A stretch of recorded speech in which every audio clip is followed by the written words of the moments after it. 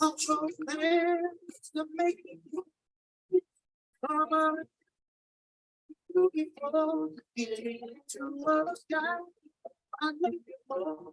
To me, as a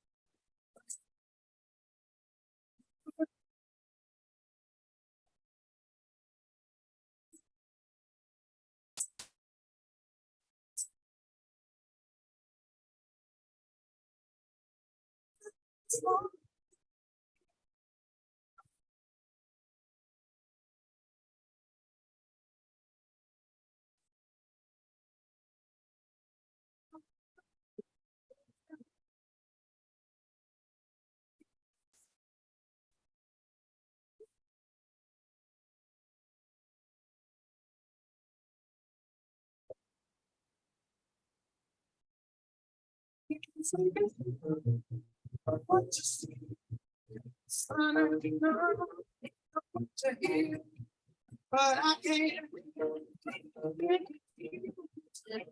It's true. Please tell me you.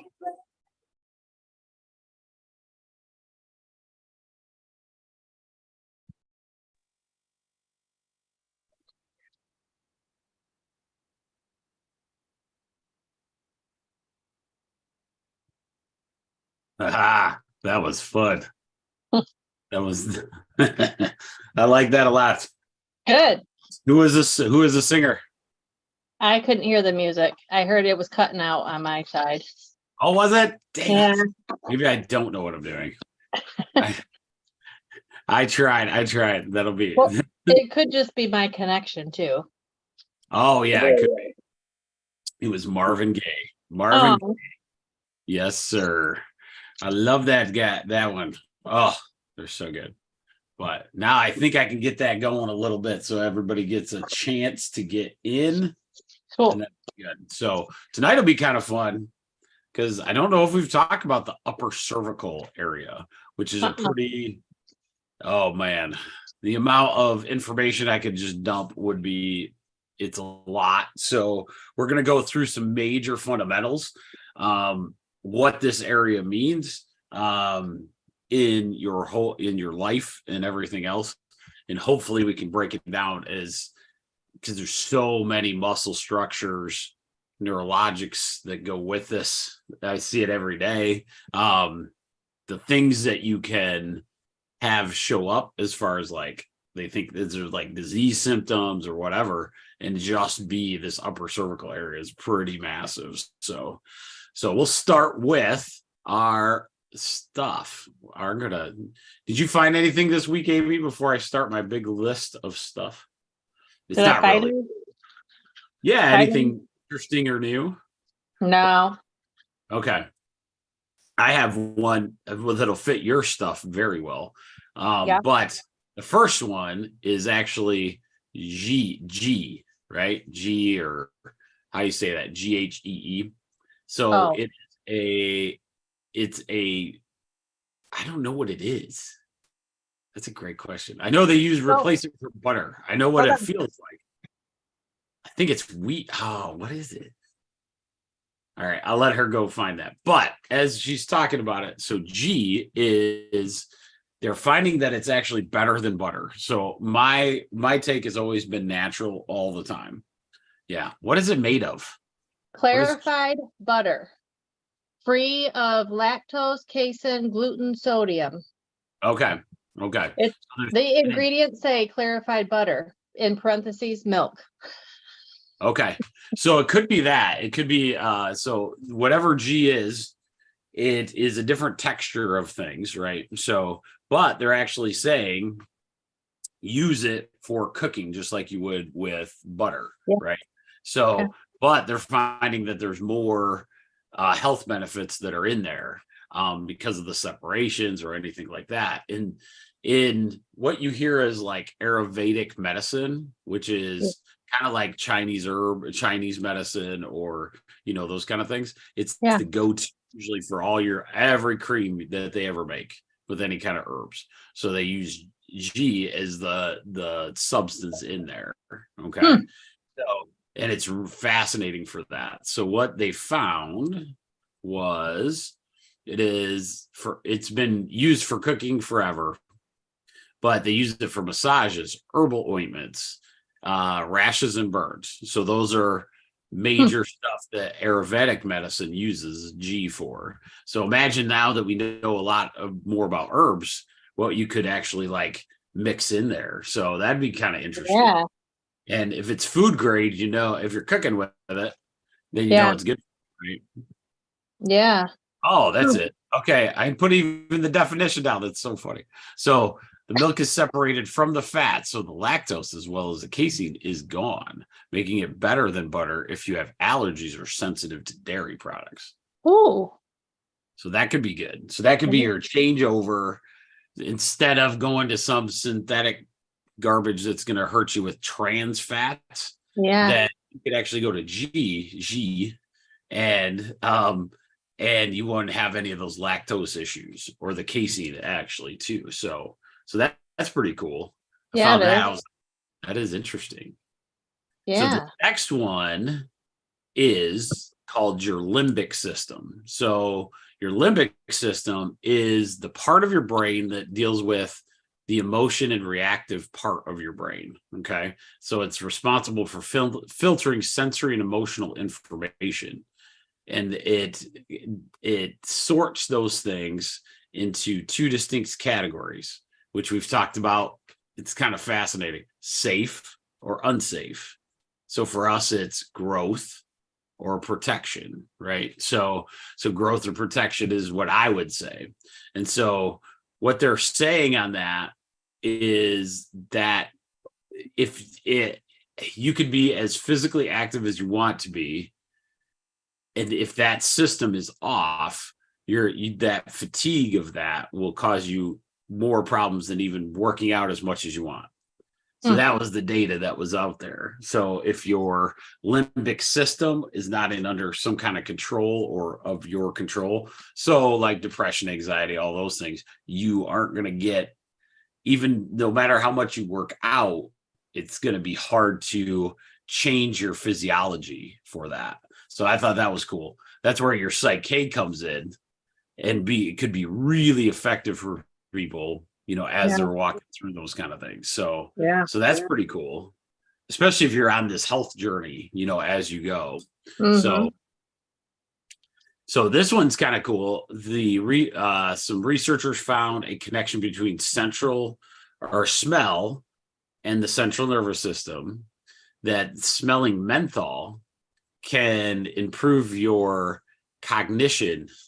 So, and it can help with neurodegenerative diseases. So Hmm. it can, so it can think your thinking process. So it's that's an easy aromatherapy or essential oil too. So Yeah. like menthol is in peppermint and frankincense. So those are the two. Peppermint big time. That's why it Yeah. smells so good, and it kind of wakes you up. Yeah. All right. So then the next one is that understanding that plant-based proteins are not even close to the high quality of health benefits from real meat. So when they start, because it's coming where we're going to have all this fake meat, like where they do it in a lab and all this stuff, it's not going to be the same. It's not even close. It's kind of like just taking, I mean, it's going to be a pretty bad decline in the health of what you're eating when you're talking the meat. So speaking of that, I got a half a beef this week. Dang, it is nice to have. It's like that thing that you're moving all this meat in there. Yeah. Man, I don't know if I have any more room. Yeah. I have no more room. So Yeah. It's a great suggestion feeling. always. Yeah. I'm telling you, based on financial stuff, based on Yep. everything else, buying a half a beef or, those kind of things, chickens, Yep. like filling your freezer for whatever you like. I've done the research. You probably save in the groceries $1,000 a year. You Easily. might spend a thought, like right now, you spent, let's say for a half a beef, I had to spend like a little over $1,000. Yeah. However, for the next 2 years, I don't have to buy meat at the grocery store. So, Well, yeah, and usually like Louis and I did that for so many years. Every year we did that from the same farmer up in Nashville, and so they would call it in, they'd tell us, okay, your meat will be ready in a couple of days. Well, think about how fresh that is too, because they freeze it right after they butcher it. You know what I mean? So it's fresh meat too. oh yeah, it's so good. And if you have any deer hunter friends that want to go out and get some extra deer, if their freezer's full, then make sure they have your number, and maybe you could pay for a license or so, and maybe have Yeah. that processed. I don't know. I would never say that, but I did. Yeah. Okay, so we'll move on from there. But yeah, so but just remember that as we go forward. I'm sure that's going to be a conversation as we go forward. Meat has been set the evil empire butter has too. So evil empire for so many years, and then they find out so many good things. Another one on sleep and exercise. So sleep and exercise impact on cognitive performance and decline.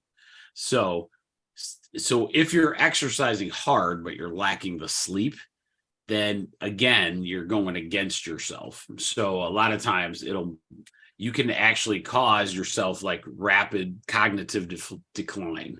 I actually read a book on this called The Brain That Heals Itself. And one of the tricks that the one man, he basically improved himself out of Parkinson's.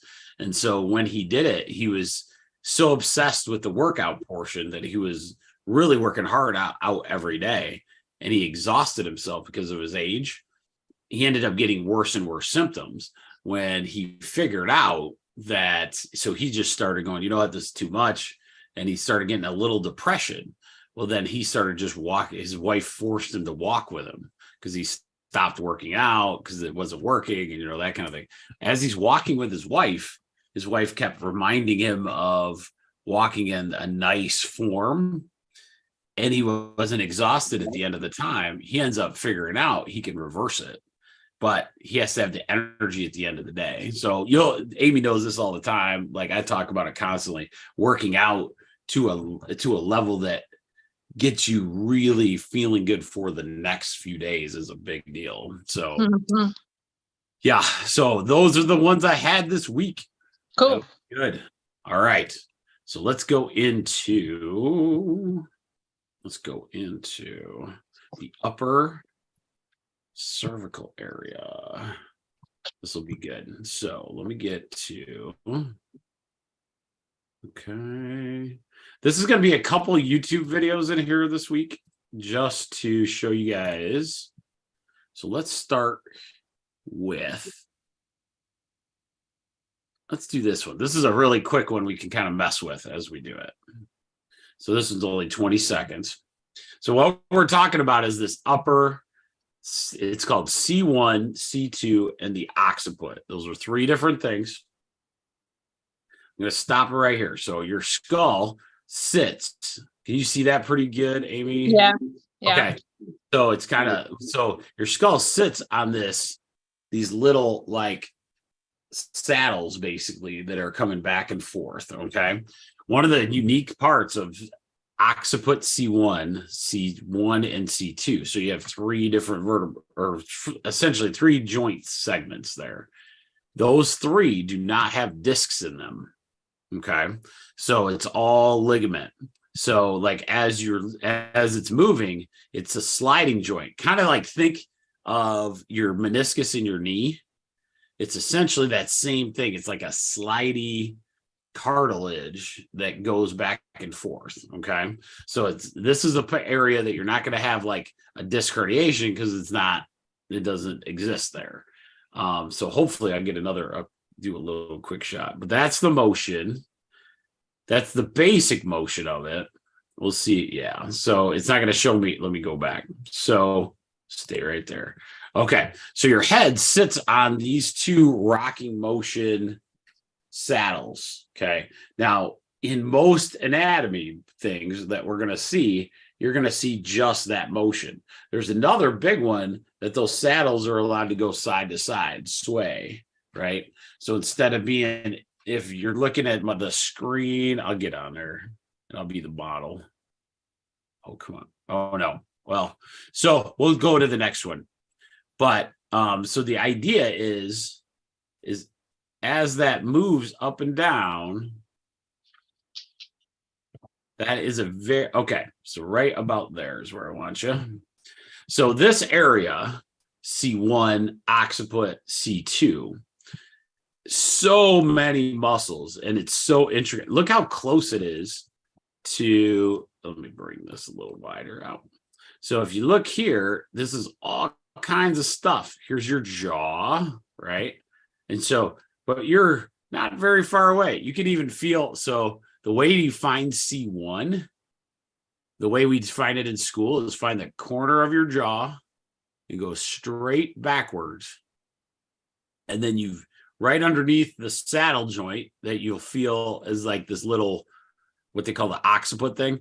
You'll feel right underneath there. There's a little hard spot, like it'll be in there. And that's your beginning of your C1. Okay. So in that area, that's where you can feel it. But the amount of and the intricacies of being able to move your head in so many different ways is super valuable. And it's one of those things where you want to understand how to take care of that, making sure, especially in our world now, and we'll show you a couple things that cause a lot of these issues. Our world is so our head is down. So though our saddles are backward, like we're looking down. So we're at this extreme motion at the very back end all the time. And so we have to be aware of that as we go forward, right? So, all right. So there's that. Now I'm going to show you this one. I like it because it shows you kind of what a whiplash looks like. This one's pretty sweet. Whiplash is a term used to describe a neck injury that is usually caused by an abrupt, forceful motion of the cervical spine and the supporting muscles and soft tissues. Motor vehicle accidents are the most common cause of whiplash injury. Hyperflexion and hyperextension of the cervical vertebrae causes the spine to form an S-shaped curve. Symptoms of whiplash include neck pain or stiffness, headache, backache or pain, numbness or tingling in the shoulders or arms. Isn't that crazy? Oh, Welcome to Movement and not yet. You don't get to cough yet. All right.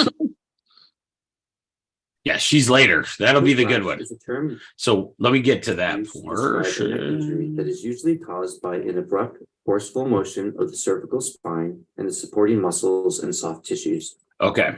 So we always like when they say these things, they want it to, there is so much. So think your throat is on this side.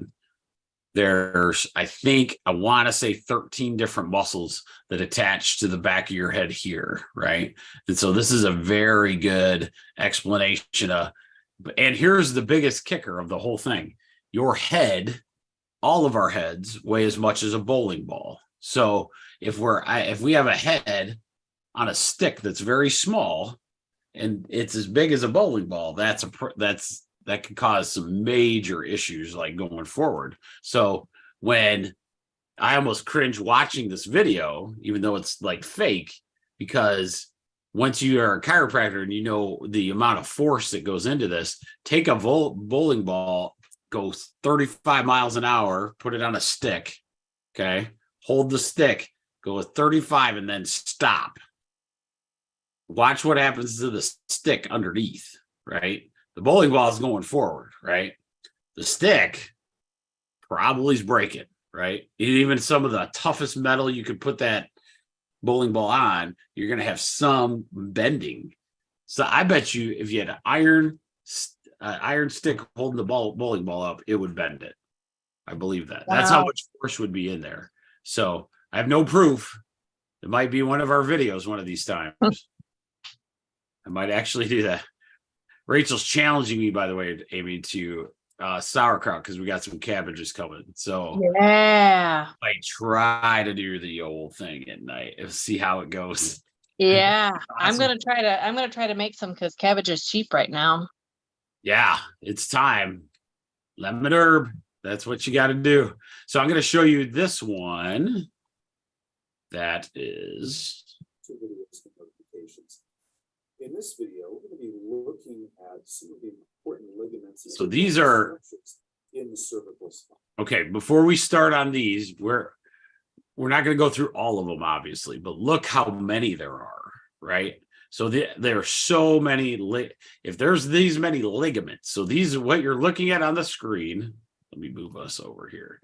So what you're looking at from us on the screen is all the different ligaments. Okay, so if you're not familiar with ligaments are the thing, the adherence to hold the vertebrae together.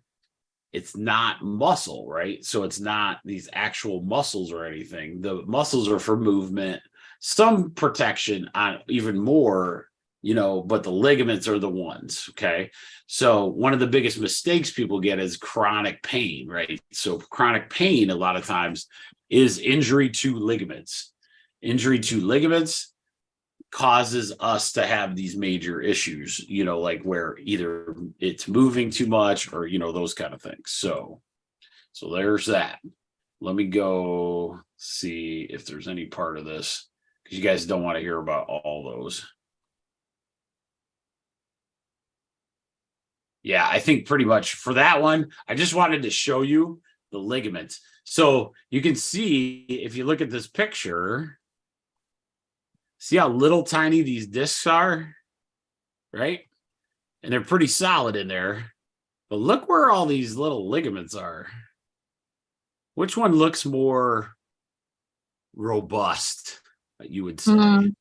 Which ligament? No, I would say compare them between the disc. Which one do you say, hey, which one do you think is going to get injured first in a whiplash? The disc or the ligament?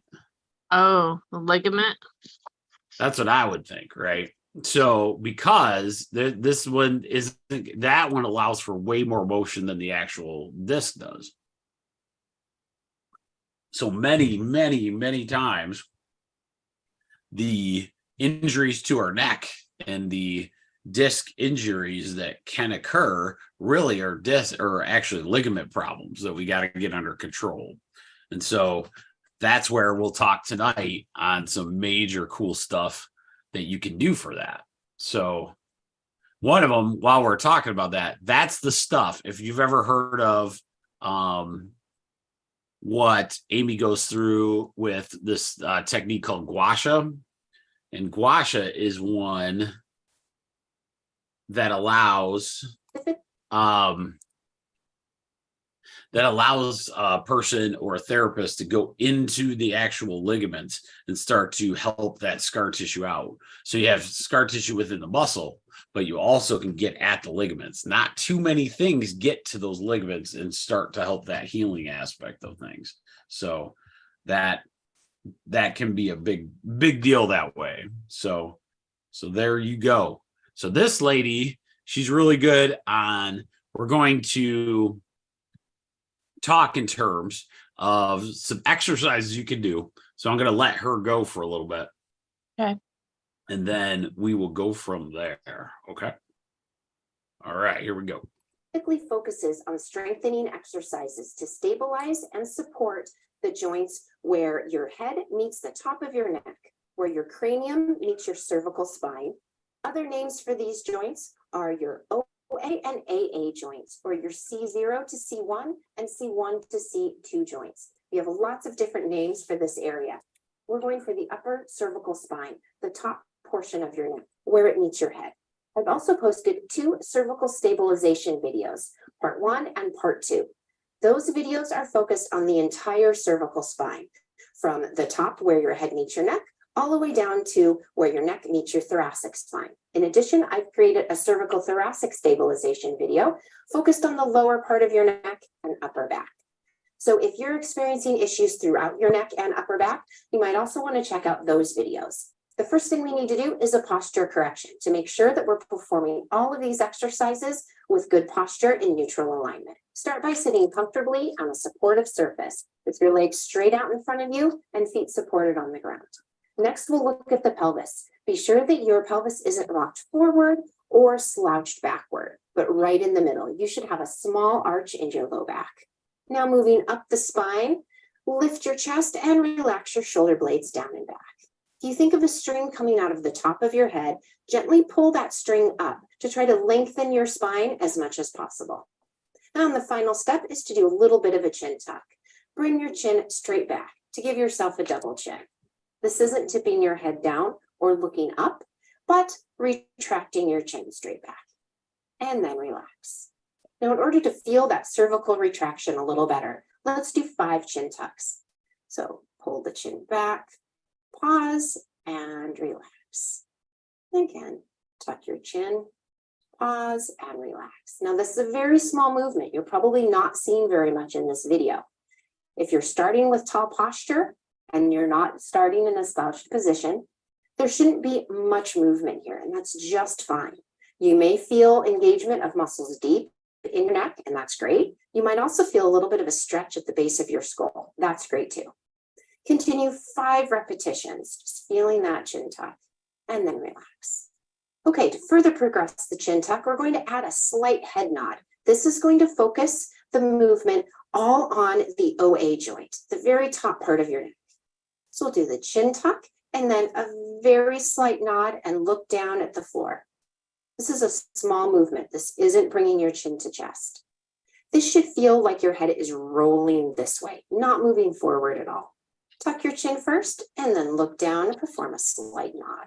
Hold for 5 seconds and then relax. Be sure that your shoulders are relaxed this whole time. Don't let them creep up into your ears or tighten up. Just keep them nice and relaxed. Perform 5 repetitions or as many as you feel comfortable doing. Next, we're going to do some isometric strengthening. Isometrics work by activating muscles without any movement. These are small muscles that we want to strengthen. We don't want to activate larger muscles. Starting with good posture, place your index and middle finger of both hands just along your cheekbone. As you press into your cheekbone, look down and start to engage your muscles as if you were going to nod your head this way, and use the fingers on your cheekbone to resist that movement. Again, this is very light pressure. So press in, look down, and begin to nod. You should feel your fingers actually slide up your skin just a little bit. Hold for 3 seconds, and then relax. Repeat 5 repetitions or as many as you can to start. Next, we'll do an isometric retraction exercise. Place your index and middle finger on the base of your skull, right at the base of your occiput here, on both sides. Starting with tall posture, perform a small chin tuck, applying pressure with your fingers to the base of your skull. Hold for 3 seconds, and then relax. Again, perform chin tuck, hold for 3 seconds, and then relax.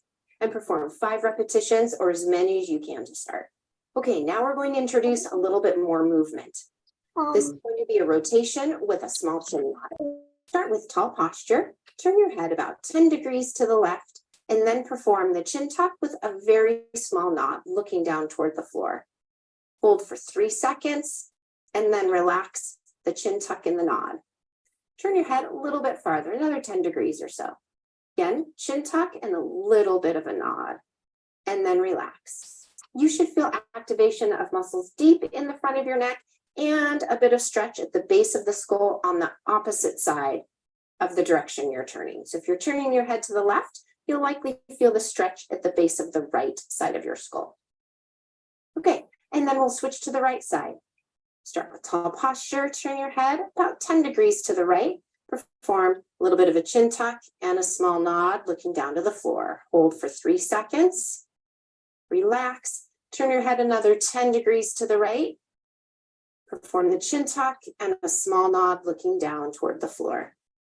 Hold for 3 seconds, and then relax the chin tuck and nod, and return to the center. Continue alternating left side and right side, 5 repetitions. The last exercise is deep neck flexor training with a slight head nod. Starting in a comfortable position, lying on your back with your knees bent, feet flat on the floor with a very small pillow support. You definitely don't want your head tipped up too far. So you could use a small pillow like this or have your head flat on the surface. Let your head rest comfortably and make sure your shoulder blades are relaxed. Now bring your index and middle fingers to the front of your neck, just off to the side of the center. We want to feel engagement of the deep neck flexor muscles, not this diagonal muscle that pops out when you lift your head straight up. So bring your fingers just to the inside of that big diagonal muscle and just off to the side of the center. Be sure you don't press too hard. You don't want to affect your breathing. This should be light touch. All right, so with your fingers in place, now we'll do a little bit of a chin tuck. Give yourself a double chin and press your head down into the pillow. Now do a little bit of a chin nod.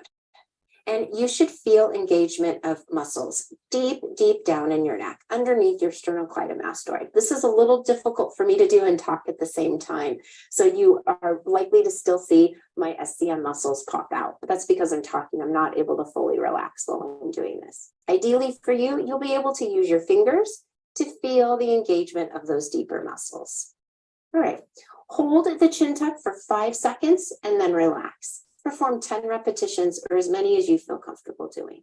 While it's normal to feel some stretch discomfort and a little muscle activation soreness with these exercises, definitely stop right away if you feel any headache, numbness, tingling, or sharp shooting pain while you're doing these exercises. Any severe symptoms like that would indicate that these are not the best exercises for you.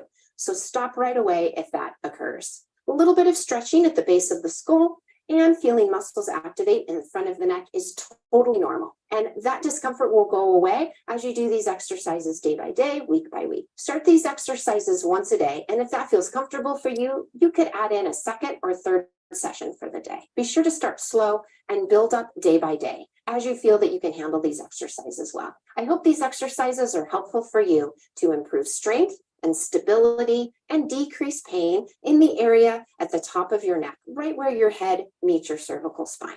If you like this video, please subscribe to my channel and give it a thumbs up. If you have any questions or comments, please leave them down below and I'll get back to you as soon as I can. Here's to your healing, health, and happiness. Have a fantastic day. I wanted to give her the ad because it was so good. I thought that was really good. It's good info. as we go. What was her name? Her name it's called Movement and Function. Okay. Movement and Function. So, and then you just look for her face. Yep.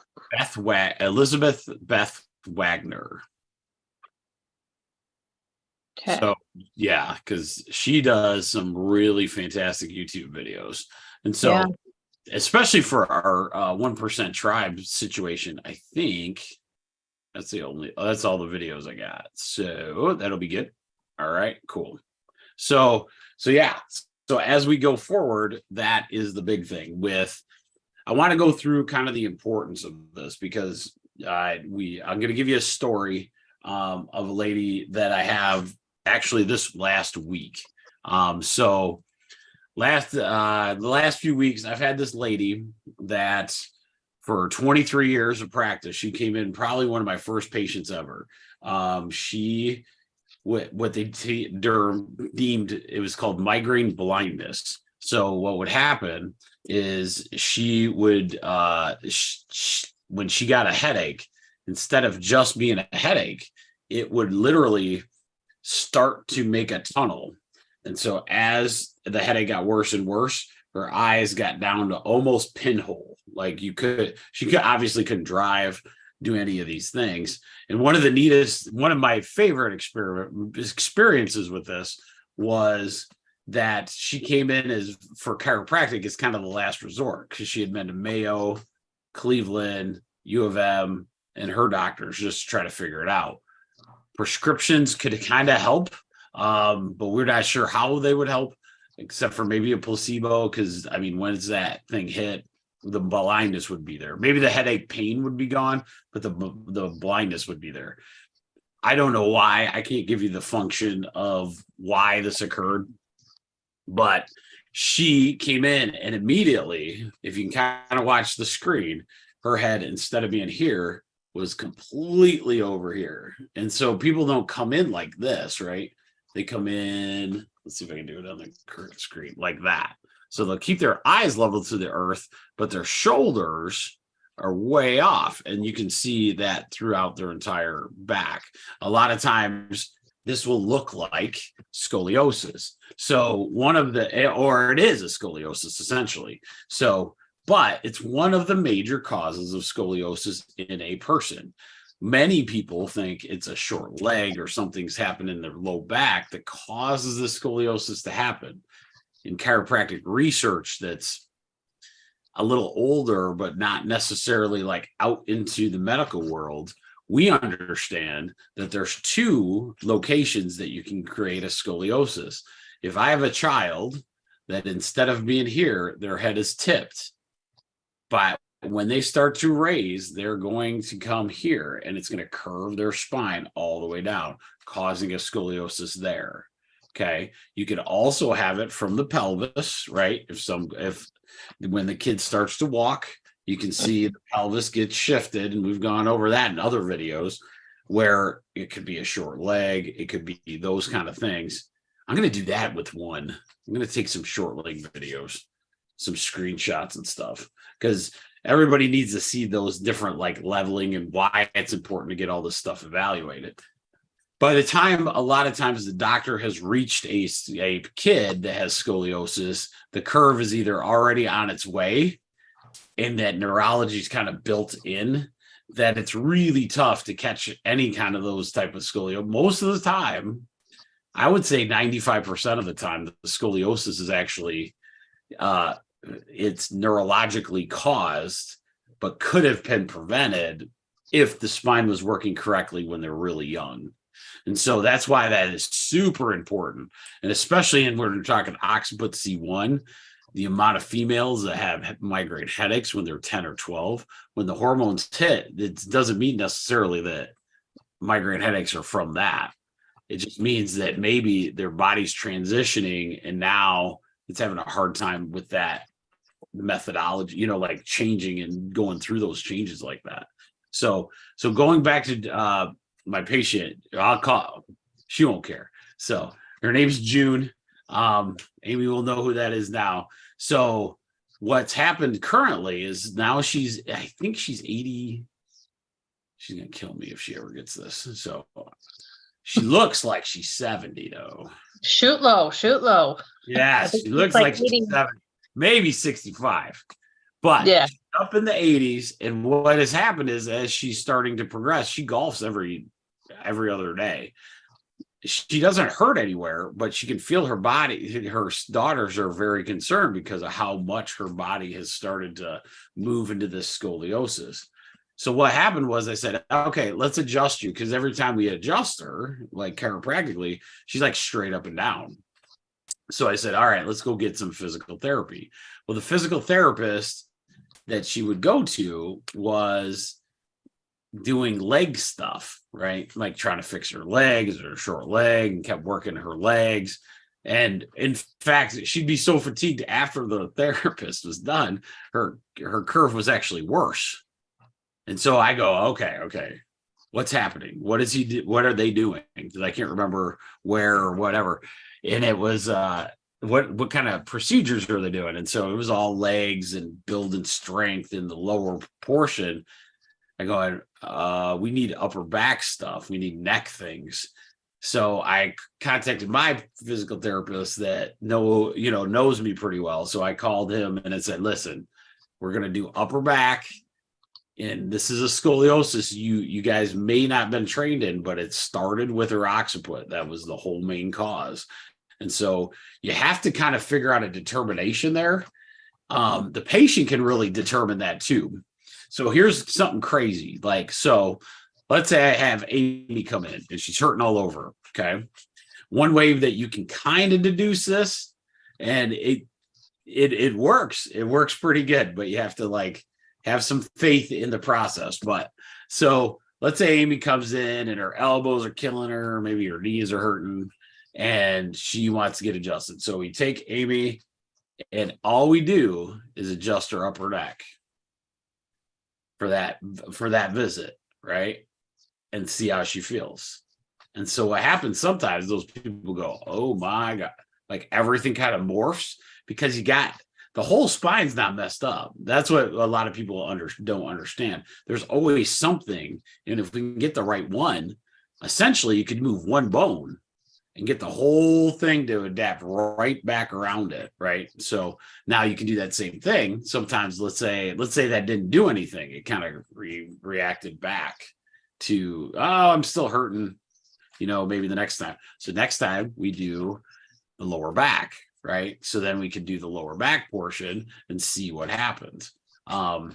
Amy, a person that's near and dear to Amy and I's heart is a guy that we know pretty well, that we went through this because he'd come in every week. He's an excavator doing his thing, and actually fractured his back as a kid. Didn't even know it. It's one of the craziest x-rays I've ever seen. I still have pictures of it just because. And this guy should not be walking seriously. And he's freaking 30 years of an excavator, like no big deal. But what happened is like, if I did his neck in a certain way, the whole back would just be a mess. Like we could not get him figured out.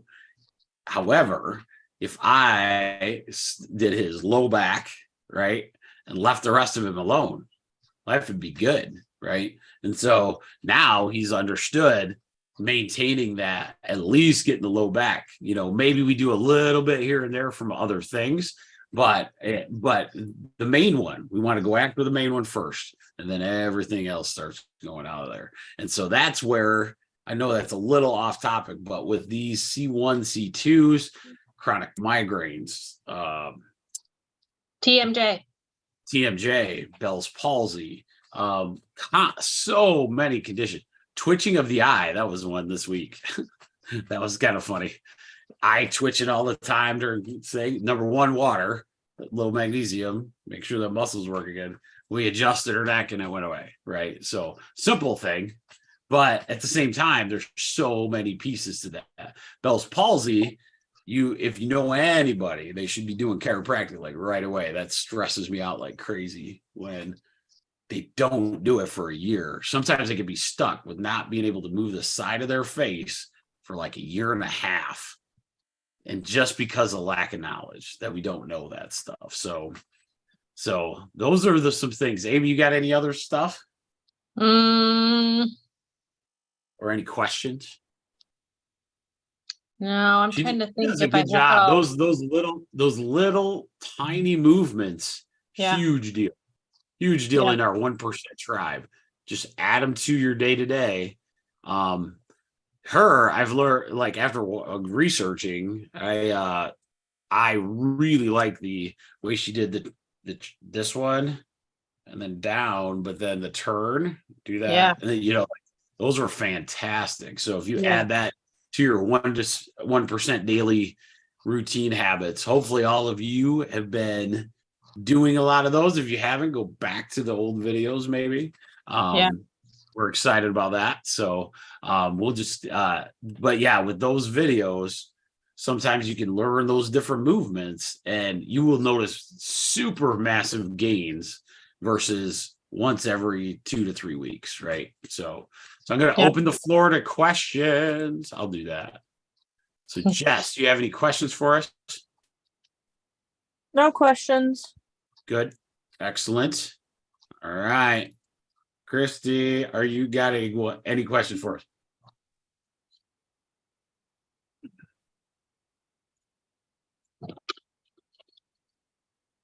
Your mic is on, my dear. Looks like.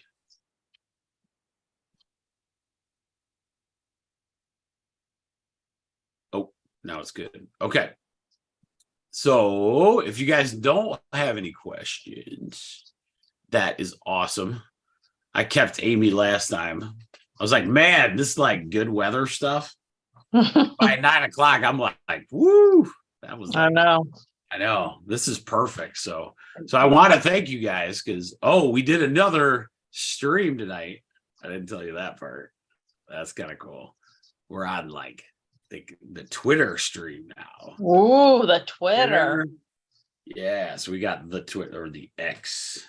So we have the Twitter, a couple Facebooks out there, and something else. I'm getting really technical. I got the music now, so now I think I'm sweet. So that's how that works. So I don't know. This has been pretty fun though. I really enjoyed doing it. But yeah, that's all we have. And then next week we'll be back into some brain stuff. I'm hoping to get a special guest going for that one. So that's my hopes. Maybe a returning guest. If he'd show up once in a while, God, I might have 2 special guests on that one. So I'm hoping it could be really, really good. So I appreciate you guys. And tonight, enjoy it. All right. Have a good night. See you later.